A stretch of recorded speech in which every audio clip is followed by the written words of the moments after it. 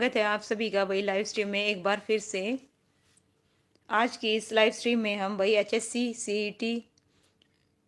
HSC के द्वारा जो अपनी ये लगा लीजिए वर्ल्ड ज्योग्राफी है उससे रिलेटेड एचएससी ने जितने भी क्वेश्चन पूछे हुए हैं भाई उस सीरीज को हमने चला रखा था। आज उसमें हम कौन से टॉपिक को करेंगे, द्वीप और खाड़ी को कंप्लीट करेंगे। इससे पहले हम बहुत सारे वर्ल्ड जो ज्योग्राफी है उससे रिलेटेड बहुत सारे क्वेश्चन कर चुके हैं, जो कि हमारे किसने पूछे हैं भाई, एचएससी ने। स्पेशल इसी एग्जाम को टारगेट करते हुए जीएस के क्या कर रहे हैं भाई, पीवाईक्यू कर रहे हैं। तो चलिए भाई करते हैं आज का हमारा द्वीप और खाड़ी से रिलेटेड पहला क्वेश्चन। तो भाई आप में से एक बार जो भी लाइव है तो please tell me everything is fine, audio video streaming सब कुछ बढ़िया है, बताइए भाई। तो फिर शुरू करें आज का हमारा सेशन, जो कि भाई किससे रिलेटेड है, एचएससी जीएस से। तो चलिए शुरू करते हैं भाई। ओके चलिए, ओके थैंक यू भाई। चलिए सुनील जी, ठीक है भाई, चलें करें शुरू। लीजिए भाई पहला क्वेश्चन, पृथ्वी पर बर्फ का सर्वाधिक द्रव्यमान कहाँ पाया जाता है? तो बताइए कहाँ पे पाया जाता है? आइसलैंड में, अंटार्कटिक में, साइबेरिया में, ग्रीनलैंड में। तो कहाँ पे मिलेगा भाई? नमस्ते भाई प्रवीण जी, नमस्ते। हर हर महादेव पूजा जी, बिल्कुल भाई। इसका आंसर बताइए क्या आएगा? पृथ्वी पर बर्फ का सर्वाधिक द्रव्यमान कहाँ पर मिलेगा भाई, कहाँ पे मिलेगा? जवाब दो, इसका आंसर क्या आएगा भाई? इसका आंसर क्या आएगा? ऑप्शन है, बताओ भाई। पृथ्वी पर बर्फ का सर्वाधिक द्रव्यमान कहाँ पर पाया जाएगा? Option A Iceland, option B Antarctic का, option C Siberia, option D Greenland. भाई ये 2017 में पूछा गया क्वेश्चन है, इसका जो आंसर है प्रवीण जी। ओके ठीक है भाई, इसका आंसर क्या रहेगा भाई? ऑप्शन है क्या रहेगा? बी रहेगा भाई, अंटार्कटिक। पृथ्वी पर सर्वाधिक द्रव्यमान कहाँ पे है भाई? अंटार्कटिका पे है। और यह पृथ्वी का 5वां सबसे बड़ा महाद्वीप है। इसका 98% भाग मोटे बर्फ की परत से ढका हुआ है। ये फैक्ट है भाई, ध्यान रखना भाई। सभी का स्वागत है, सभी को राधे राधे। ये लीजिए नेक्स्ट क्वेश्चन, जब एक खाड़ी के मुहाने पर बैरियर बार और स्पिस्ट बनते हैं और इसे बंद कर देते हैं तो इसका परिणाम होता है मुहाना, समुद्र तट, लेगून, बांधा, चट्टान। तो बताइए क्या आएगा इसका आंसर? जब एक खाड़ी के मुहाने पर बैरियर बार बनते हैं और उसे बंद कर देते हैं तो इसका क्या परिणाम होता है भाई? ओके चलिए, इसका आंसर क्या आएगा भाई बताओ? मुहाना आएगा, समुद्र तट आएगा, लेगुन आएगा या बाधा चट्टान आएगा? सी आएगा पूजा मेरा, बिल्कुल करेक्ट है। इसका आंसर क्या रहेगा? ऑप्शन है सी रहेगा। 2021 में पूछा गया क्वेश्चन है पुलिस कांस्टेबल के में। ओके चलिए भाई नेक्स्ट है वायुमंडल आ गया भाई। बस इतने ही पूछे गए थे 2017 और 2021 में, सिर्फ यहाँ से 2 क्वेश्चन आए थे। ठीक है, वायुमंडल से देखते हैं कितने क्वेश्चन पूछे गए हैं भाई वर्ल्ड ज्योग्राफी में। मौसम विज्ञान में किसका अध्ययन किया जाता है भाई? वातावरण का, ऋतुओं का, पवन और बादलों का, हवा और ध्वनि का। तो किसमें पूछा है भाई? मौसम विज्ञान में किसका अध्ययन किया जाता है? महक जी। ओके ए बिल्कुल। चलिए भाई पूजा सी बता रहे हैं। Okay very good. चलिए भाई बताइए, ठीक है किसका किया जाएगा भाई? चलिए सी। ओके इसका जो आंसर है भाई क्या आएगा? किसका किया जाएगा भाई? जल्दी बताओ फटाफट, इसका क्या आएगा भाई? ऑप्शन है मौसम विज्ञान में किसका अध्ययन किया जाएगा भाई? इसका आंसर क्या रहेगा? सी बता रहे हैं सुनील जी, पूजा जी सी, महक जी ए। चलिए भाई प्रवीण जी, चलिए भाई इसका आंसर क्या आएगा? ऋतुओं का। किसका किया जाता है भाई? ऋतुओं का किया जाता है। लीजिए ए दे रखा है, चलिए 1 मिनट पढ़ते हैं। ऋतु विज्ञान या मौसम विज्ञान के अंतर्गत वायुमंडल का क्या है भाई? अध्ययन किया जाता है, अर्थात मौसम की प्रक्रिया या पूर्वानुमान अध्ययन के मुख्य बिंदु आते हैं भाई। तो किसका आएगा? ऋतुओं का, है ना। मौसम विज्ञान में किसका अध्ययन किया जाता है भाई?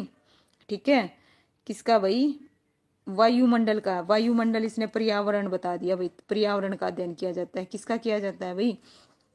पर्यावरण का। ठीक है, तो इसका आंसर क्या है? मौसम की प्रक्रिया और पूर्व अनुमान अध्ययन के मुख्य बिंदु होते हैं। तो इसका जो आंसर है क्या रहेगा भाई? ऑप्शन ए रहेगा भाई। क्या रहेगा? ए रहेगा भाई, ए ए। देखिए ध्यान से समझना, ऋतु विज्ञान या मौसम विज्ञान के अंतर्गत।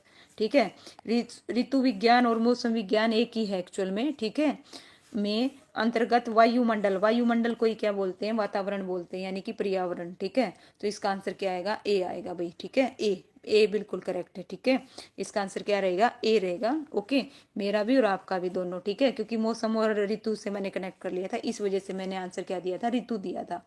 ठीक है, ऋतु विज्ञान और मौसम विज्ञान किसके अंतर्गत आते हैं भाई, वायुमंडल का अध्ययन किया जाता है। ठीक है, लीजिए भाई नेक्स्ट क्वेश्चन। वायु दबाव और आर्द्रता, पवन संचार तथा चक्रवात से समुद्री हवा बहती है भाई, दिन के समय, रात्रि के समय, दिन और रात्रि दोनों के, और ऑप्शन डी इनमें से कोई नहीं। तो बताइए भाई इसका आंसर क्या आएगा। जो समुद्री हवा है बहती है, तो आंसर क्या आएगा, दिन के समय, रात्रि के समय, दिन और रात्रि दोनों। ओके, ए आएगा, बिल्कुल करेक्ट है भाई प्रवीण पूजा जी। इसका आंसर बिल्कुल क्या रहेगा, दिन में, बिल्कुल दिन के समय। इसका आंसर क्या रहेगा भाई, दिन के समय रहेगा। ग्रीष्म ऋतु में दिन के समय जब समुद्र और उससे संलग्न तटीय क्षेत्रों पर समुद्र चमकता है, तब धरातल जल की अपेक्षा शीघ्र और अधिक गर्म हो जाता है। धरातल के अधिक गर्म हो जाने के फलस्वरूप उसके ऊपर वायु गर्म हो जाने के फलस्वरूप उसके ऊपर वायु, दोबारा लिख दिया, गर्म होकर क्या है भाई फैल जाती है और हल्की होकर ऊपर उठने लगती है, जिसकी वजह से दिन में धरातल के क्या है भाई ऊपर निम्न वायु दबाव का क्षेत्र बन जाता है। इसके विरुद्ध ठंडे समुद्र तल पर वायु दबाव भाई अपेक्षाकृत क्या होता है, अधिक पाया जाता है। परिणाम स्वरूप समुद्र से तटवर्तीय क्षेत्र की ओर ठंडे पवन अर्थात सागरीय समीर प्रवाहित होने लगते हैं। तो इसका आंसर बिल्कुल वही सही है आप सभी का। नेक्स्ट है 99, देखिए उष्णकटिबंधीय चक्रवातों को, उष्णकटिबंधीय चक्रवातों को कहाँ पर हरिकेन के नाम से जाना जाता है। फिलिप्स, ऑस्ट्रेलिया, बंगाल की खाड़ी, वेस्ट इंडीज। तो इसका जो आंसर है भाई बताइए क्या आएगा। उष्ण कटिबंधीय चक्रवातों को हरिकेन के नाम से कहा जाना जाता है भाई, बताओ इसका आंसर क्या रहेगा। 2017 में पूछा गया क्वेश्चन है। इसका आंसर आएगा भाई वेस्ट इंडीज। क्या आएगा, ऑप्शन डी रहेगा भाई, वेस्ट इंडीज में। ठीक है, क्या रहेगा, डी। ओके, बिल्कुल महक जी, क्या रहेगा भाई, डी रहेगा। वेस्ट इंडीज में हरिकेन के नाम से जाना जाता है। ओके, नेक्स्ट है भाई, इसके अलावा देखिए अंटार्कटिक महासागर और पूर्वी प्रशांत महासागर में भी उष्णकटिबंधीय चक्रवातों को हरिकेन कहा जाता है, ये भी ध्यान रखिएगा। नेक्स्ट है भाई इंटर ट्रॉपिकल कन्वर्जेंसन जोन यानी कि ITCZ वायु अंतर प्रवाह को आकर्षित करता है, जल वाष्प को विकसित करता है, जल वाष्प को आकर्षित करता है, या वायु अंतर प्रवाह को विकसित करता है। तो भाई बताइए क्या करता है, इंटर ट्रॉपिकल कन्वर्जेशन यानी कि किसकी बात हो रही है, ITCZ की, यानी इंटर ट्रॉपिकल कन्वर्जेंस जोन की। क्या बता रहे हो भाई, इसका आंसर डी बता रहे हो, डी। अच्छा, उसका बता रहे हो। इसका जो आंसर है भाई क्या रहेगा, ऑप्शन है ए रहेगा। क्या रहेगा, ऑप्शन ए रहेगा। ये जो है वायु अंतर प्रवाह को क्या करता है, आकर्षित करता है। किसको भाई, वायु अंतर प्रवाह को। क्यों करेगा, जैसा कि नाम से ये देखिए, ध्यान से समझना हिंदी में। अंतर उष्ण कटिबंधीय अभिसरण क्षेत्र, ठीक है, नाम में ही है, जैसे अंतर उष्ण कटिबंधीय अभिसंचरण क्षेत्र, जिसे ITCZ यानी कि इंटर ट्रॉपिकल कन्वर्जेंस जोन पृथ्वी पर भूमध्य रेखा के पास वर्ताकार क्षेत्र है, और पृथ्वी पर वह क्षेत्र जहां उत्तरी और दक्षिणी गोलार्ध की व्यापारिक हवाएं एक जगह मिलती है। यह वायु अंतः प्रवाह को क्या करता है भाई, आकर्षित करता है। इसका आंसर क्या रहेगा, ए रहेगा। नेक्स्ट क्वेश्चन देखिए भाई 91 2015 में पूछा गया है हरियाणा पुलिस कांस्टेबल में। तो क्या पूछा गया है अभी देखिए, डोलम्स पट्टा क्या है भाई, डोलड्रम्स पट्टा कहाँ अवस्थित है भाई, भूमध्य रेखा के पास, ध्रुवों के समीप, कर्क रेखा पर, मकर रेखा पर। तो बताइए भाई इसका जो आंसर है क्या आएगा भाई, डोलड्रम्स कहाँ पे हैं, ए। वेरी गुड भाई सुनील जी, बिल्कुल इसका आंसर क्या आएगा, ए, भूमध्य रेखा के समीप, बिल्कुल करेक्ट है। इसका आंसर क्या रहेगा भाई, ए रहेगा। देखिए भूमध्य रेखा से 10 डिग्री उत्तरी और 10 डिग्री दक्षिणी के मध्य अवस्थित पट्टी क्या कहलाती है, डोलड्रम, या फिर शांत पट्टी। क्या कहलाती है भाई, शांत पट्टी कहलाती है। इस कटिबंध में धरातलीय क्षेत्रित पवनें नहीं चलती, बल्कि अधिक तापमान के कारण वायु हल्की होकर ऊपर उठती है और सवनीय धाराओं का क्या होता है भाई, जन्म होता है। नेक्स्ट क्वेश्चन है 92, बंगाल की खाड़ी और हिंद महासागर से कौन से चक्रवात उत्पन्न होते हैं भाई, पश्चिमी चक्रवात, उष्णकटिबंधीय चक्रवात, पूर्वी चक्रवात, समशीतोष्ण चक्रवात। इसका जो आंसर है भाई बताइए, बंगाल की खाड़ी और हिंद महासागर में है ना, से कौन से चक्रवात उत्पन्न होते हैं, कौन से होंगे भाई। अच्छा ए बता रहे हैं संदीप जी। देखिए बंगाल की खाड़ी और हिंद महासागर से कौन से होंगे भाई। ऑप्शन इसका आंसर क्या आएगा, बी आएगा, बी बी। ठीक है, पूजा मेरा बिल्कुल करेक्ट है भाई, इसका आंसर क्या आएगा, बी आएगा। ठीक है, उष्ण कटिबंधीय चक्रवात कहा जाता है। और एक और ध्यान रखना, इन उष्ण कटिबंधीय चक्रवातों को साइक्लोन भी कहा जाता है। क्या कहा जाता है, साइक्लोन। जो एक्स्ट्रा फैक्ट है ना वो पढ़ा करो, किया करो। ठीक है, बिल्कुल भाई पार जी, स्वागत है आपका। चलिए भाई नेक्स्ट क्वेश्चन है, जलवायु और मृदा से रिलेटेड क्वेश्चन आ गए हैं भाई।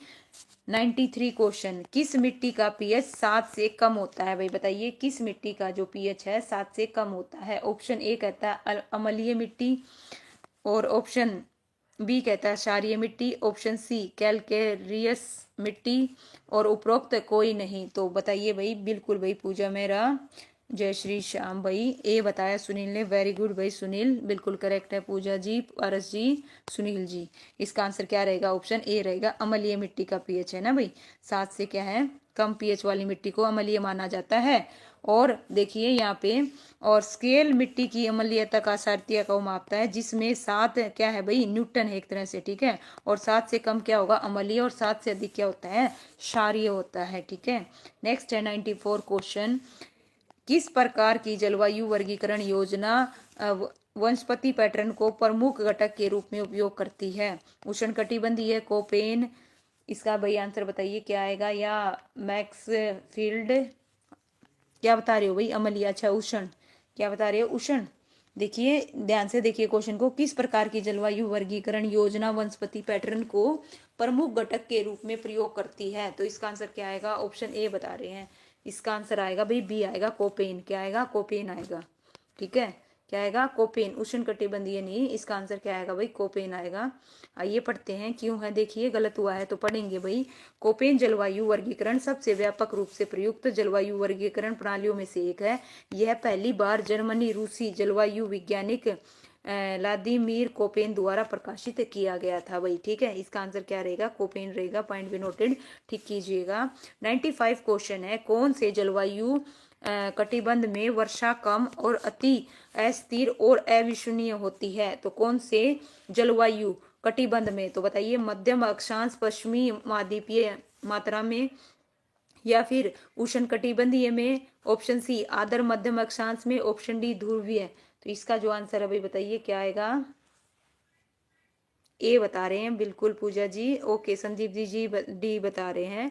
इसका जो आंसर है ना भाई ए आएगा, क्या आएगा, ए, क्या आएगा, ए, मध्यम अक्षांश पश्चिमी महाद्वीपीय। ठीक है, क्या आएगा, ए आएगा। चलिए भाई लीजिए, यहाँ पे देखिए, मध्यम अक्षांश पश्चिमी महाद्वीपीय क्षेत्र जलवायु की दृष्टि से अति अस्थिर और अविश्वसनीय होता है। ठीक है, क्यों है, यहाँ पे रीजन बता रखा है, पढ़ना चाहें पढ़ सकते हैं।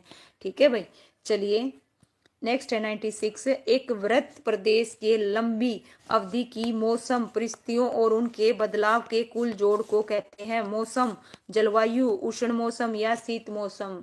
एक वृत्त प्रदेश की लंबी अवधि, ठीक है, यहाँ पे बात हो रही है लंबी अवधि की, ध्यान से पढ़ना, और लंबी अवधि की परिस्थितियों को भाई क्या कहते हैं, बी जलवायु। वेरी गुड भाई, सबसे पहले किसने बताया, सुनील, पूजा, पारस, बिल्कुल करेक्ट है भाई, इसका आंसर क्या आएगा, जलवायु, बिल्कुल प्रवीण जी, इसका आंसर क्या आएगा, जलवायु आएगा, लंबे समय तक जो बना रहता है। ठीक है, उसे उस इलाके की क्या कहते हैं भाई, जलवायु कहते हैं। और मौसम जहाँ कुछ दिनों या घंटों में बदल सकता है। ठीक है, और जलवायु बदलने में सैकड़ों क्या लगते हैं भाई, सालों का समय लगता है। बायोम के प्रकारों के बारे में निम्नलिखित विवरण पढ़िए। ठीक है, क्वेश्चन 1 मिनट पूरा देखिए, बायोम के बारे में है। ऑप्शन ए कहता है, देखिए फर्स्ट क्या कह रहा है भाई, दक्षिण अफ्रीका की घास भूमियां वेडलेस कहलाती हैं, उत्तरी अमेरिका की घास भूमिकाएं पेरीज कहलाती हैं। ये दोनों शीतोष्ण कटिबंधीय घास भूमि बायोम है। और ऑप्शन देखिए नीचे दिए गए सही उत्तर चुनना, केवल 2, केवल 1, केवल 3, उपरोक्त सभी। तो बताइए इसका जो आंसर है क्या आएगा, ऑल, बिल्कुल भाई सभी आएगा। पारस जी, पूजा जी, क्या हुआ, सी ओनली, नहीं भाई, बिल्कुल सारे के सारे सही हैं। ओके, इसका आंसर क्या रहेगा, उपरोक्त सभी रहेगा। क्या रहेगा, उपरोक्त सभी। उत्तरी अमेरिका की घास भूमि क्या कहलाती है, पेरिस कहलाती है। दक्षिणी घास क्या कहलाती है, बिल्कुल करेक्ट दे रखा है। ठीक है, ये लीजिए, पढ़ना चाहें तो पढ़ सकते हैं। ठीक है, नेक्स्ट क्वेश्चन है भाई, आज भाई वर्ल्ड ज्योग्राफी को पूरा कर देंगे, ठीक है, ज्यादा क्वेश्चन नहीं बचे हुए, बस थोड़े बहुत रहते हैं। 98 क्वेश्चन है, सही विकल्प का चयन करना है। निम्नलिखित कथनों को पढ़िए। ऑप्शन ए क्या कहता है, देखिए ए, यह क्षेत्र गर्म है और वर्ष भर भारी वर्षा प्राप्त करते हैं।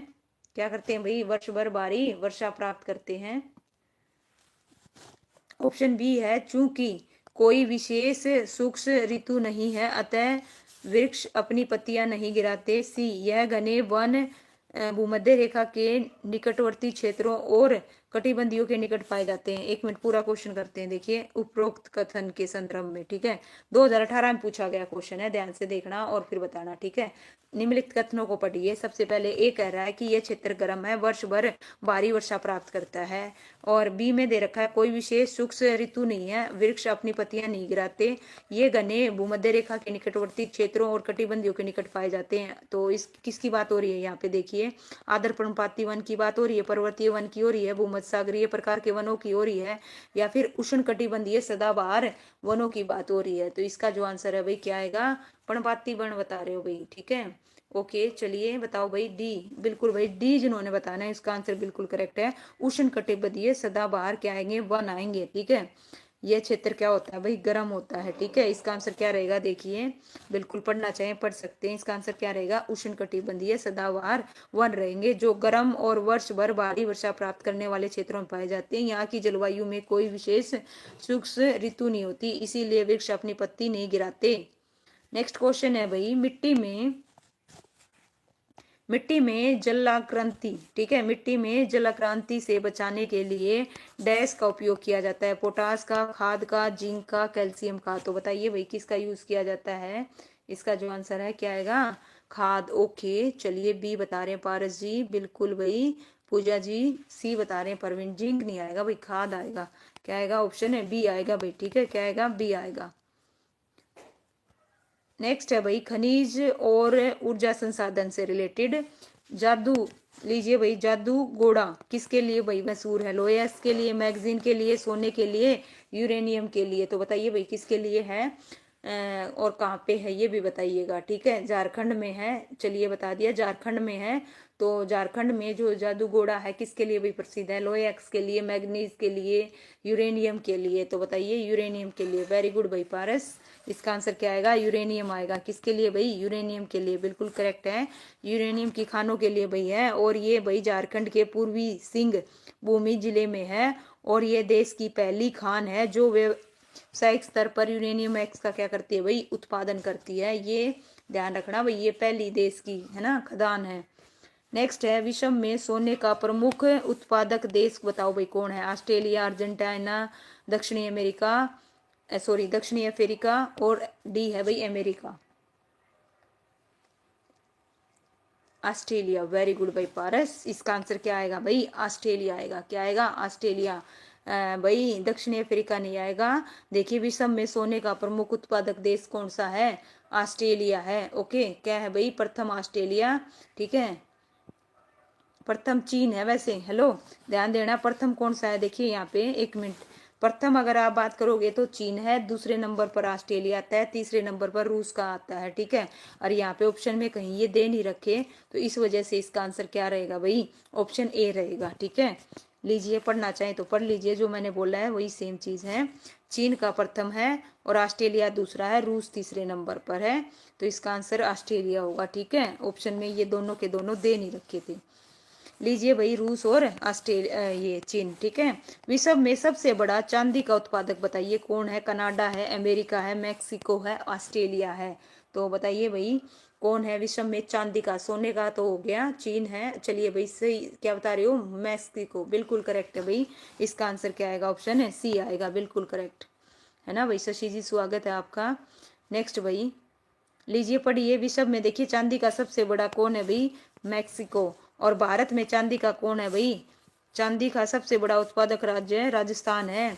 और कहाँ पे भाई, जावर की खदान, जय उदयपुर की सबसे बड़ी चांदी की खदान है, और मैक्सिको में भाई ये यहाँ पे बता रखी है, पढ़ लीजिएगा, विश्व भर में क्या है भाई प्रसिद्ध है। नेक्स्ट है भाई, देखिए भाई राजस्थान चांदी के मामले में, ठीक है।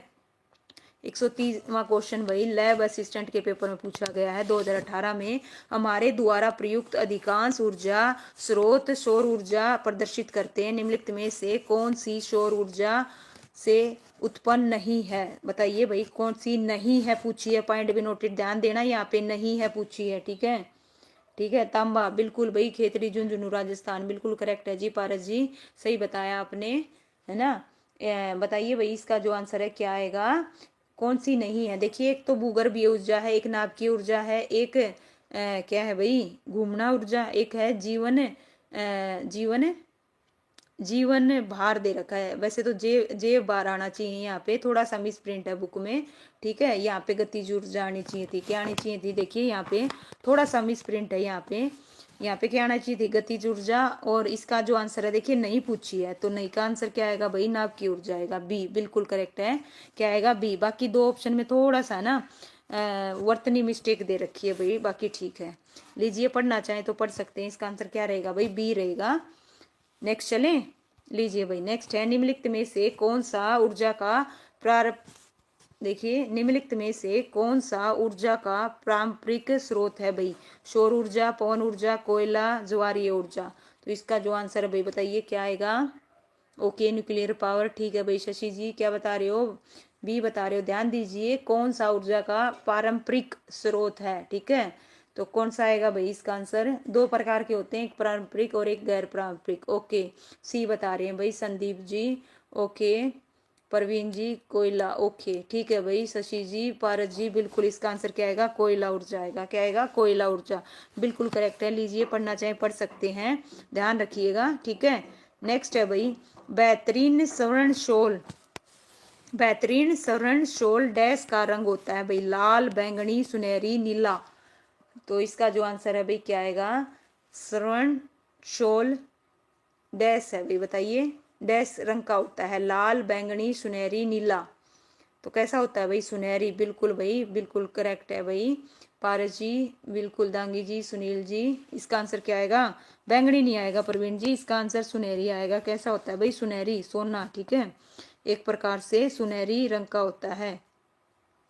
भारत में विश्व में, देखिए भारत विश्व में डैश में सबसे बड़ा ऊर्जा खपत वाला देश है भाई?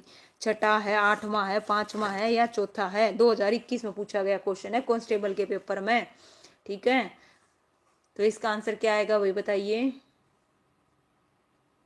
भारत विश्व में डैश में 2021 के हिसाब से जवाब दीजिएगा। फोर्थ बता रहे हो भाई, क्या बता रहे हो? फोर्थ, ठीक है भाई, ठीक है, क्या आएगा? फोर्थ आएगा, क्या आएगा? फोर्थ, ठीक है। आइए क्लियर करेंगे, देखिए क्या है, इधर ध्यान दीजिए थोड़ा सा। देखो प्रश्न काल के समय यानी कि 2021 के समय की बात हो रही है। भारत विश्व में चौथा सबसे बड़ा ऊर्जा खपत वाला देश था। विश्व भर में प्राथमिक ऊर्जा उपभोक्ता में सबसे ज्यादा खपत वाला देश कौन है भाई? चीन। और दूसरे स्थान पर कौन सा है भाई? अमेरिका है, ठीक है, ये भी ध्यान रखिएगा। नेक्स्ट क्वेश्चन है भाई ऊर्जा का सर्वाधिक दृश्य रूप जिसमें आधुनिक सभ्यता का प्रगति देखी जाती है, प्रगति देखी जाती है। ऊर्जा का सर्वाधिक दृश्य रूप जिसमें आधुनिक सभ्यता की प्रगति देखी जाती है? पेट्रोलियम, शक्ति या विद्युत, कोयला और परमाणु ऊर्जा। इसका जो आंसर बताइए क्या आएगा? ओके, बी रियुदांगी जी, पार जी, शक्ति और विद्युत, क्या बात है, वेरी गुड भाई। इसका आंसर क्या आएगा? नो डाउट शक्ति और विद्युत आएगा, बिल्कुल करेक्ट है। इनमें से कहां पर विश्व का सबसे बड़ा यूरेनियम रिजर्व है भाई? बताइए, ऑस्ट्रेलिया में, कनाडा में, भारत में, चीन में। तो इसका जो आंसर है भाई बताइए कहाँ पर ऊर्जा, है ना, कहाँ पर विश्व का सबसे बड़ा यूरेनियम रिजर्व है? तो कहाँ पे है भाई? ओके, क्या आएगा भाई इसका आंसर बताइए? बी बता रहे हैं भाई, कनाडा। अरे विश्व में सबसे बड़ा यूरेनियम रिजर्व, ठीक है, कहाँ पे है? ऑस्ट्रेलिया आएगा, क्या आएगा? ऑस्ट्रेलिया, ऑस्ट्रेलिया, ठीक है, ऑस्ट्रेलिया। विश्व का देखिए सबसे बड़ा यूरेनियम रिजर्व ऑस्ट्रेलिया में है। और दुनिया के ज्ञात यूरेनियम भंडार का 29% ऑस्ट्रेलिया में है। और उसके बाद भाई कजाकिस्तान, रूस क्रम से दूसरे और तीसरे नंबर पर हैं, बिल्कुल भाई। चलिए नेक्स्ट क्वेश्चन, गिनो ग्रीनोकाइट किस धातु का एक्स है भाई? कैडमियम का, गैलेनियम का, कैल्शियम का और जैक्रोनियम का। तो बताइए भाई ग्रीनोकाइट किस धातु का है?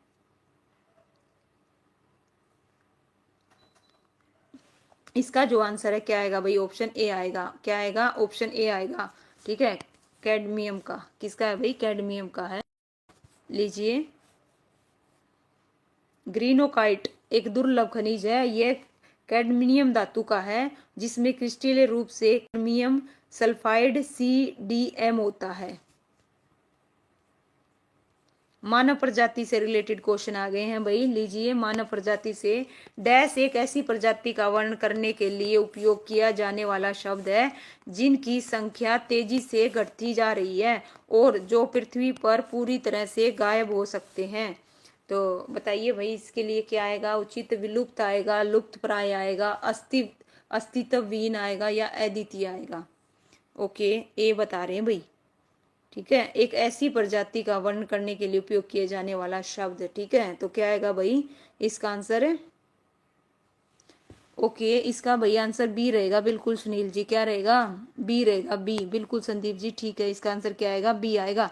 लुप्त प्राय एक ऐसी प्रजाति वर्णन करने के लिए उपयोग किया जाने वाला शब्द है जिनकी संख्या तेजी से घटती जा रही है और पृथ्वी पर पूरी तरह गायब हो सकते हैं। और प्रत्येक वर्ष मई महीने के तीसरे शुक्रवार को राष्ट्रीय लुप्त प्राय प्रजाति दिवस मनाया जाता है। ये भी ध्यान रखिएगा। मायोरी मायोरी जनजाति कहाँ पाई जाती है? ऑस्ट्रेलिया में, जापान में, न्यूजीलैंड में, मलेशिया में। भाई देखिए, 2017 में पूछा गया क्वेश्चन है। इसका जो आंसर है क्या आएगा? सी। वेरी गुड भाई पूजा, क्या आएगा? सी आएगा, न्यूजीलैंड। बिल्कुल करेक्ट है। बिल्कुल वजीर जी और सुनील जी, बिल्कुल है भाई। कहाँ पे? न्यूजीलैंड में। बिल्कुल सही बताया। नेक्स्ट है, एक बिंदु से आरंभ होकर एक दिए गए भौगोलिक क्षेत्र में विभिन्न प्रजातियों का विकास और भूगोल के अन्य क्षेत्रों में फैलना डैश कहलाता है?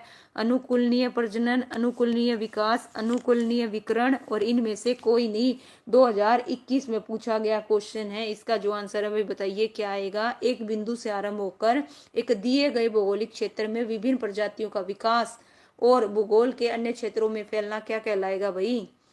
ओके, इसका आंसर क्या आएगा भाई?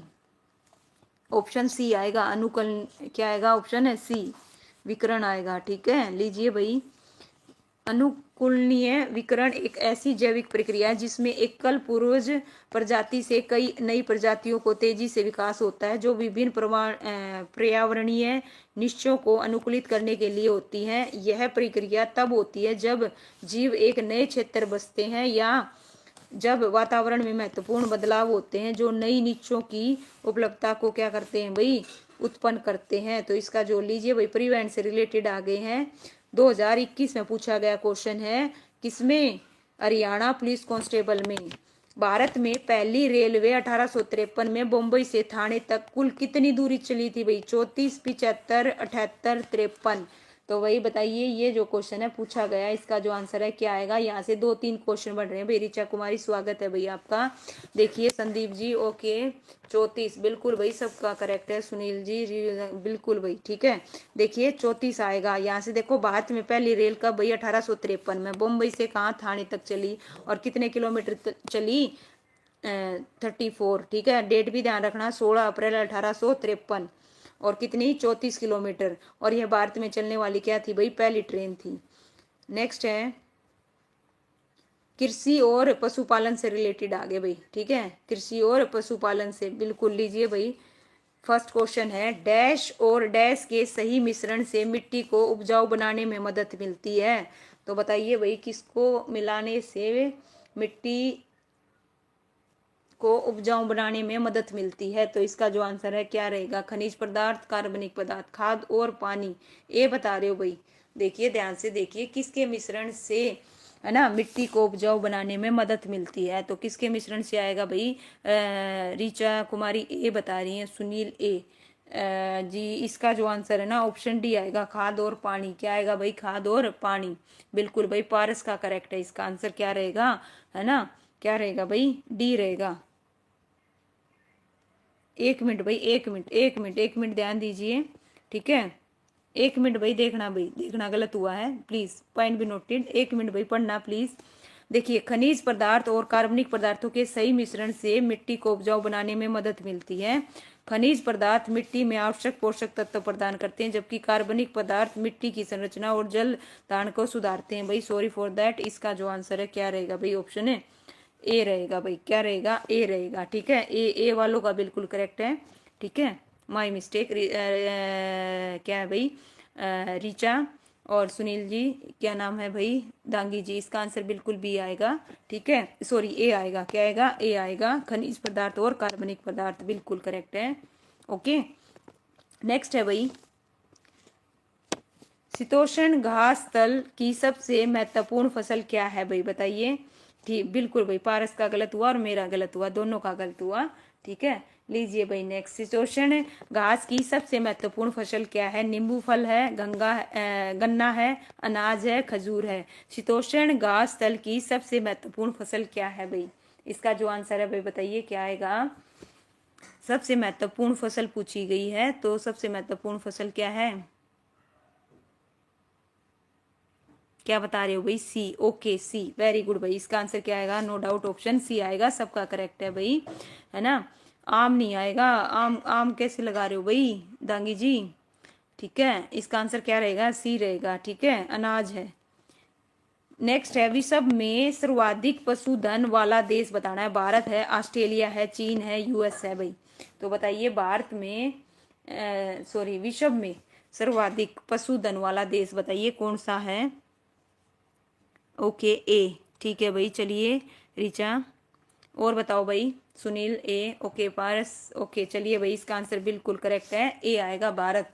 बिल्कुल भारत आएगा। प्रवीण जी बिल्कुल करेक्ट है, पारस जी, है ना, सही है।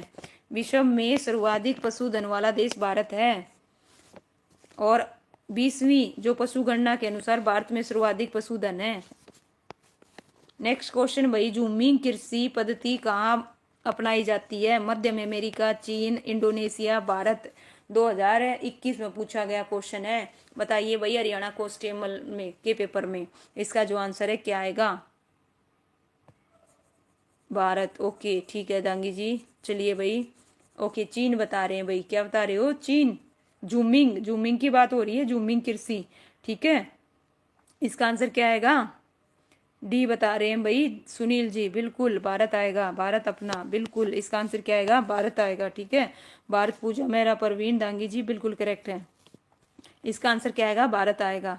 ठीक है, भारत में झूम खेती मुख्य रूप से उत्तर पूर्व भारत में जनजाति समूह द्वारा की जाती है। इसमें अरुणाचल प्रदेश, नागालैंड, मिजोरम के क्षेत्र आएंगे।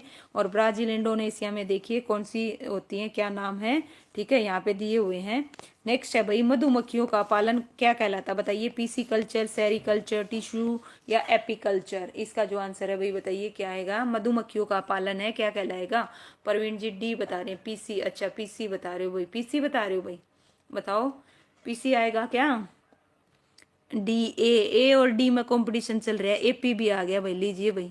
ठीक है, बिल्कुल भाई डी। ठीक है, इसका आंसर क्या आएगा, डी आएगा, डी डी डी, एपीकल्चर। ठीक है, क्या आएगा भाई, मधुमक्खियों का पालन।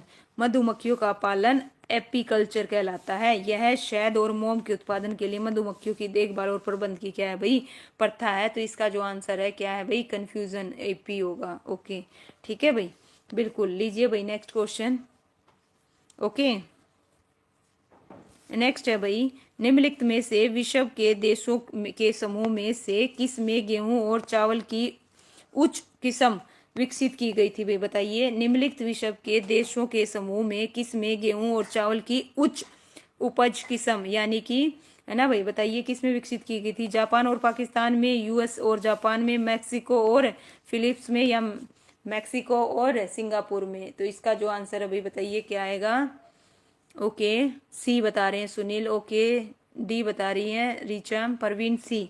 इसका जो आंसर है क्या आएगा, ऑप्शन सी आएगा, मैक्सिको और फिलिप्स में गेहूं और चावल की उच्च किस्म क्या है भाई, विकसित की गई थी। ठीक है, इसका आंसर क्या रहेगा, सी रहेगा।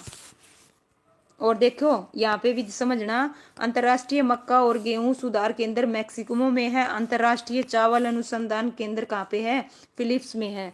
और ये दोनों केंद्र गेहूं और चावल पर नए नए क्या है भाई, खोज करते रहते हैं। नेक्स्ट है, केचुए का मानव जाति के साथ संबंध स्थापित किया जाता है।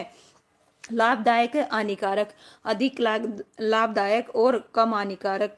ऑप्शन सी कहता है कम लाभदायक और अधिक हानिकारक। ऑप्शन डी कहता है केवल लाभदायक और हानिकारक नहीं।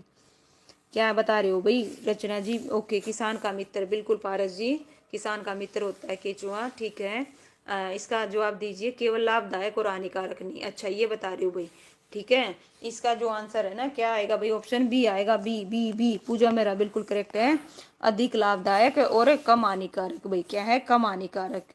इसका आंसर क्या रहेगा? कम हानिकारक। देखिए, केचुआ मिट्टी को खाता है और फिर उसे अपशिष्ट के रूप में बाहर निकाल देता है, जिससे मिट्टी मुलायम और भुरभुरी हो जाती है। केचुए को किसान का क्या कहा जाता है भाई? मित्र कहा जाता है, ठीक है। 2015 में पूछा गया था पीजीटी के पेपर में भाई। नेक्स्ट क्वेश्चन है, कोल खोज एक सामूहिक कृषि मॉडल है जिसे डैश में पेश किया गया था भाई? चाइना में, यूएसए में, क्यूबा में, रूस में। तो बताइए भाई, इसका आंसर क्या आएगा? जो कोल खोज है एक सामूहिक कृषि मॉडल है जिसे कहाँ पेश किया गया था भाई? बताइए, कहाँ पेश किया गया था भाई? कोल खोज तो कहाँ है भाई? इसका आंसर क्या आएगा? रूस आएगा। क्या आएगा? रूस आएगा। रूस में पेश किया गया था। क्या किया गया था? रूस में। आइए पढ़ते हैं। देखिए, रूस में पेश किया गया था और इसे पूर्व सोवियत संघ ने 1920 और 1930 के दशक में लागू किया था। और इसका उद्देश्य कृषि उत्पाद को बढ़ावा देना, कृषि क्षेत्र में सामूहिक स्वामित्व को स्थापित करना। यह मॉडल समाजवादी सिद्धांतों पर आधारित था, ये भी ध्यान रखना। ओके, बिल्कुल करेक्ट है भाई पारस। चलिए पूजा जी, नेक्स्ट है भाई, 2021 में पूछा गया क्वेश्चन है, विश्व में कॉफी का प्रमुख उत्पादक बताना है। कोलंबिया है, ब्राजील है, भारत है या क्यूबा है? इसका जो आंसर है क्या आएगा भाई? बताइए, कॉफी का प्रमुख ब्राजील बता रहे हैं पारस। ओके, चलिए भाई और बताओ। ब्राजील, बिल्कुल भाई, इसका आंसर क्या आएगा? नो डाउट ब्राजील आएगा, ब्राजील, ठीक है। कॉफी का उत्पादक क्या है भाई? ब्राजील प्रथम है, उसके बाद किसका आएगा? वियतनाम विश्व का दूसरा और कोलंबिया तीसरा। और भारत में विश्व में कॉफी उत्पादन में छठा स्थान रखता है भाई। कितना रखता है? छठा। और ये बदलते रहते हैं भाई, डट्टा कोई वो नहीं है, ठीक है। 2021 के अकॉर्डिंग है, ठीक है। चलिए, निम्नलिखित में से कौन सा शुष्क है ना इंडी इंडिहिसेंट का साइलेंस रूप का उदाहरण है भाई? निम्नलिखित में से कौन सा शुष्क इंडिहिसेंट का साइलेंस रूप होगा भाई? गेहूं, चावल, मैरीगोल्ड, ओक। क्या हुआ भाई? बताइए। हाँ भाई दांगी जी, क्या कह रहे हो? इसका आंसर क्या आएगा भाई? बताओ क्या आएगा? मैरीगोल्ड, वेरी गुड भाई पारस। इसका आंसर क्या आएगा? मैरीगोल्ड आएगा। क्या आएगा? मैरीगोल्ड आएगा, ठीक है। लीजिए भाई, अब आ गए हैं विविध विविध क्वेश्चन, ठीक है। मिक्सअप आएंगे, ठीक है। चलिए, किसे मौसम विज्ञान का संस्थापक माना जाता है भाई? बताइए, किसे मौसम विभाग का संस्थापक माना जाता है? अरस्तु को, प्लूटो को, न्यूटन को, आइंस्टाइन को? तो इसका जो आंसर है क्या आएगा? बिल्कुल भाई, अरस्तु। ओके, ताऊ है आपके। चलिए भाई पारस जी, वेरी गुड। इसका आंसर क्या आएगा? अरस्तु आएगा, बिल्कुल करेक्ट है। क्या आएगा भाई? अरस्तु आएगा, ठीक है। अरस्तु को मौसम विज्ञान का संस्थापक माना जाता है। और प्लूटो के शिष्य सिकंदर के क्या थे भाई? गुरु थे, ठीक है। नेक्स्ट क्वेश्चन है भाई, मौसम विभाग का जो है, देखिए क्या है, इसका मुख्यालय कहाँ पे है? दिल्ली में है। स्वेज नहर डैश जोड़ता है भाई? बताइए, स्वेज नहर डैश जोड़ता है? लाल सागर समुन्दर और भूमध्य सागर को, भूमध्य सागर और काले सागर को, काले सागर और मृत सागर को, लाल सागर और काले सागर को? तो बताइए भाई, जो स्वेज नहर है वो किसको जोड़ता है? ठीक है, ए बता रहे हैं सुनील जी। चलिए, ओके, लाल सागर बता रहे हैं, लाल सागर, ठीक है। लाल सागर तो 2 में है भाई पार जी, ठीक है। तो कौन सा आंसर दे रहे हो ये बताइए मुझे। रचना जी ए, ठीक है। रीचा रीचा सॉरी रीचा ऋचा जी, ऋचा ए बता रही है भाई, ठीक है। भूमध्य, ओके, बिल्कुल करेक्ट है। इसका आंसर क्या आएगा? ऑप्शन ए आएगा, लाल सागर और भूमध्य सागर को जोड़ता है भाई, ठीक है। और अफ्रीका महाद्वीप को एशिया महाद्वीप से अलग करता है। और स्वेज नहर को कब भाई? 1869 में खोला गया था। नेक्स्ट क्वेश्चन है भाई, देखिए 2021 में पूछा गया क्वेश्चन है, समतल या लहरदार भूमि के विस्तृत क्षेत्र को क्या कहते हैं भाई? रैपिड्स, सादा प्लेन, मिंडर, उपरोक्त में से कोई नहीं? तो बताइए, इसका जो आंसर है भाई क्या आएगा? समतल या लहरदार भूमि के विस्तृत क्षेत्र को क्या कहते हैं भाई? ए बता रहे हैं भाई, ए नहीं आएगा, इसका आंसर क्या आएगा? ओके, मिदर बता रहे हैं भाई, बी आएगा, बी बी बी बी, क्या आएगा? बी आएगा, बी बी, इसका आंसर क्या आएगा? बी आएगा। पॉइंट भी नोटेड, ध्यान दीजिए, है ना। परवीन ने ठीक बताया है, परवीन का ठीक है। लीजिए देखिए, समतल या लहरदार भूमि के विस्तृत क्षेत्र को सादा या मैदान कहते हैं, मैदान, है ना, पढ़ लीजिएगा। नेक्स्ट है भाई, भूगोल शब्द का, देखिए भूगोल शब्द का निर्माण सबसे पहले किसने किया था भाई? बताओ भाई, भूगोल शब्द का सबसे पहले निर्माण किसने किया था? इसका जो आंसर है भाई बताओ क्या आएगा, किसने किया था भाई? ओके, नहीं आ रही अभी भी वॉइस। ठीक है भाई, सभी को आ रही होगी वॉइस। क्या हो गया भाई दांगी जी, आपको क्यों नहीं आ रही? हाँ भाई, आवाज की क्या प्रॉब्लम आ गई, बताइए। ठीक है, इसका आंसर क्या आएगा भाई? ऑप्शन बी आएगा, बिल्कुल भाई, इसका आंसर क्या आएगा? ऑप्शन बी आएगा, ठीक है, क्या आएगा? बी, बिल्कुल ठीक है मैम। ओके, चलिए भाई, हरियाणा वाली, राम राम भाई, बहुत दिन बाद दिखिए, कहाँ थे भाई? चलिए नेक्स्ट, डैश मौसम में, देखिए डैश मौसम में प्रतिदिन के परिवर्तनों का अध्ययन है भाई, बताइए। डैश मौसम में प्रतिदिन के परिवर्तनों का अध्ययन है, मौसम विज्ञान, हिम नदी विज्ञान, भूआकृति विज्ञान या जियोडसी? इसका जो आंसर है भाई बताइए क्या आएगा? ठीक है, डैश मौसम में प्रतिदिन के परिवर्तनों का अध्ययन है, ए बता रहे हैं भाई। ओके, ठीक है, मौसम विज्ञान, पारस जी बिल्कुल, हरियाणा वाली ए, पूजा, परवीन, सुनील जी, नरवीर जी बिल्कुल, इसका आंसर मौसम विज्ञान आएगा, ठीक है, बिल्कुल करेक्ट है। नेक्स्ट है भाई 129, प्रमुख मत्स्य ग्रहण क्षेत्र पाया जाता है, प्रमुख मत्स्य ग्रहण क्षेत्र पाया जाता है, उत्तरी गोलार्ध में, दक्षिणी गोलार्ध में, पूर्वी गोलार्ध में, पश्चिमी गोलार्ध में? इसका जो आंसर है भाई बताइए क्या आएगा, किसमें पाया जाता है? उत्तरी, वेरी गुड भाई। नोकिया 1100 मेरा ले लीजिए, अच्छा भाई, चलिए भाई पारस, ठीक है, ऐसा मजाक नहीं करते। चलिए भाई, इसका आंसर क्या आएगा? हो सकता है कोई प्रॉब्लम हो भाई, ठीक है, इसका आंसर क्या आएगा? उत्तरी गोलार्ध, क्या आएगा? उत्तरी गोलार्ध, ठीक है, ये रहेगा। नेक्स्ट है भाई,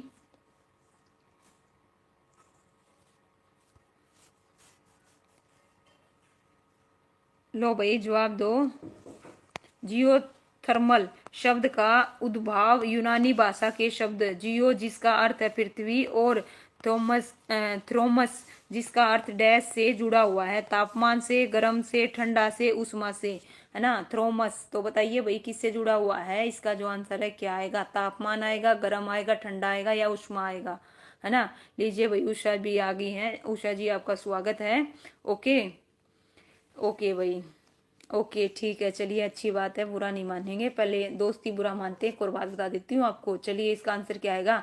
उष्मा आई है तो उष्मा ही होगा। चलिए उषा जी, ठीक है, इसका आंसर क्या रहेगा? ऑप्शन है डी रहेगा भाई, क्या रहेगा? ऑप्शन है डी, 2015 में पूछा गया क्वेश्चन है, ठीक है। दांगी जी, टेम्परेचर नहीं आएगा, इसका क्या आएगा? उष्मा आएगा, क्या आएगा? उष्मा, ठीक है, उष्मा से हुआ। लीजिए पढ़िए, देखिए यहाँ पे किससे हुआ है? उष्मा से हुआ है। भूतापीय ऊर्जा पृथ्वी से निकलने वाली उष्मा है, इस ऊर्जा का इस्तेमाल इमारतों को गर्म करने, विद्युत उत्पादन में किया जाता है, ठीक है।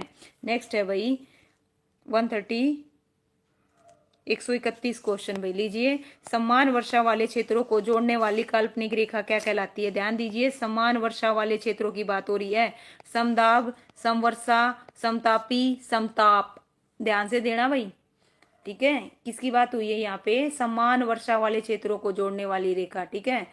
और टोटल 134 क्वेश्चन है भाई, बस लास्ट के 4 रह गए हैं, बताइए इसका आंसर क्या आएगा? समान वर्षा वाले क्षेत्रों को जोड़ने वाली काल्पनिक रेखा क्या कहलाएगी? इसका जो आंसर है क्या आएगी? समवर्षा, क्या कहलाएगी? समवर्षा, बिल्कुल करेक्ट है, समान वर्षा है तो समवर्षा रेखा कहलाएगी, ठीक है भाई। हरियाणा वाली, दांगी जी, सुनील जी, नरवीर जी, बिल्कुल प्रवीण जी, इसका आंसर है ऑप्शन बी आएगा। और देखिए, समदाब रेखा समान वायुमंडलीय दाब को दर्शाती है, समताप रेखा समान तापमान के बिंदुओं को दर्शाती है, उषा जी बी, ठीक है। नेक्स्ट भाई 132, पृथ्वी सतह का लगभग कितने परसेंट समुद्र द्वारा अवतारित है भाई, बताइए। देखिए, पृथ्वी सतह का लगभग कितने परसेंट समुद्र द्वारा, है ना। 60 है, 71 है, 50 है, 35 है, तो समुद्र द्वारा भाई बताइए कितना है? ओके 71, वेरी गुड भाई, 71 की लाइन लगा दी मैंने तो अभी देखी भाई, वेरी गुड भाई। सबसे पहले किसने दिया? रीचा ने। ओके भाई, रीचा से पहले उषा भी दे गई है भाई। चलिए भाई 71% सबका करेक्ट है भाई। लीजिए भाई नेक्स्ट क्वेश्चन। कोरियोलिस क्या है देखिए, कोरियोलिस बल डैश पर अधिकतम है भाई? भूमध्य रेखा पर, ध्रुवों पर, कर्क रेखा पर, और ऑप्शन है डी कहता है ए और बी दोनों पर, यानी कि भूमध्य रेखा और ध्रुवों पर। तो इसका जो आंसर है क्या है भाई? अच्छा, पर पारस जी ने बताया ध्रुवों पर, बाकी ऋचा जी बी बता रही हैं। ओके ध्रुवों पर, ठीक है। पूजा मेहरा डी। ओके, डी नहीं आएगा भाई हरियाणा वाली और पूजा जी, इसका आंसर जो आएगा क्या आएगा? बी वालों का बिल्कुल करेक्ट है। क्या आएगा? ध्रुवों पर आएगा। कहाँ पे आएगा? ध्रुवों पर, ठीक है। इसका आंसर क्या रहेगा भाई? ऑप्शन है बी रहेगा। बी वालों का बिल्कुल करेक्ट है प्रवीण जी, उषा जी, ध्रुवों पर रहेगा, ठीक है।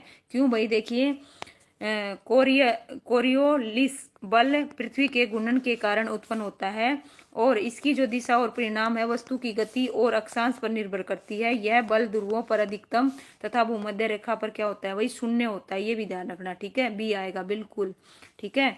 चलिए भाई, ग्रेट बियर रीफ डैश में है भाई? बताइए कहाँ पर है? ऑस्ट्रेलिया में, इंग्लैंड में, सऊदी अरब में, न्यूजीलैंड में? तो great bear barrier, sorry, great barrier reef, ठीक है। कहाँ पे है भाई? इसका आंसर क्या आएगा? कहाँ पे है रीफ? ओके, डी बता रहे हैं भाई, न्यूजीलैंड में। हाँ भाई, ग्रेट बैरियर रीफ है, ध्यान देना यहाँ पे। ग्रेट बैरियर रीफ कहाँ पे? ऑस्ट्रेलिया में, इंग्लैंड में, सऊदी अरब में, न्यूजीलैंड में, ठीक है भाई। ए बता रहे हैं सुनील जी। ओके, पर जी इंग्लैंड बता रहे हैं। चलिए भाई देखते हैं इसका जो आंसर है भाई। देखिए उषा जी ऑस्ट्रेलिया भाई, ऑस्ट्रेलिया। साक्षी जी बिल्कुल करेक्ट है। इसका आंसर क्या आएगा भाई? ऑस्ट्रेलिया आएगा। क्या आएगा? ऑस्ट्रेलिया, ठीक है, बिल्कुल करेक्ट है भाई, ऑस्ट्रेलिया लीजिए। और यह विश्व की सबसे बड़ी भाई प्रवाल भित्ति है, ये भी ध्यान रखना, ठीक है। कौन भाई? Great barrier reef. इस प्रकार से भाई देखिए हमने है ना पूरी की पूरी वर्ल्ड की ज्योग्राफी कर ली एचएससी के द्वारा। देखो हमने हिस्ट्री कंप्लीट कर दी, इंडियन ज्योग्राफी कंप्लीट कर दी, वर्ल्ड ज्योग्राफी कर दी। अब जो बारी है वो किसकी आएगी भाई? पर्यावरण और आपदा प्रबंध की आएगी, जो कि हम कल करेंगे शुरू। तो भाई उम्मीद करती हूँ आपको अच्छे से ये क्वेश्चन कर लिए होंगे, और जिसका जो भी लगे भाई हिस्ट्री कमजोर है या इंडियन ज्योग्राफी है, किस टाइप के क्वेश्चन पूछे जाते हैं, उस हिसाब से अपनी तैयारी जारी रखें। तो चलिए भाई सभी को गुड नाइट। सभी बच्चों ने अच्छे से जवाब दिया, और चलिए मिलते हैं कल। और प्लीज़ वीडियो को लाइक करना, शेयर करना। Thank you so much ma'am, thank you so much भाई। ख़त्म बिल्कुल भाई। साक्षी जी आप लेट आए, ठीक है। चलिए भाई मिलते हैं कल।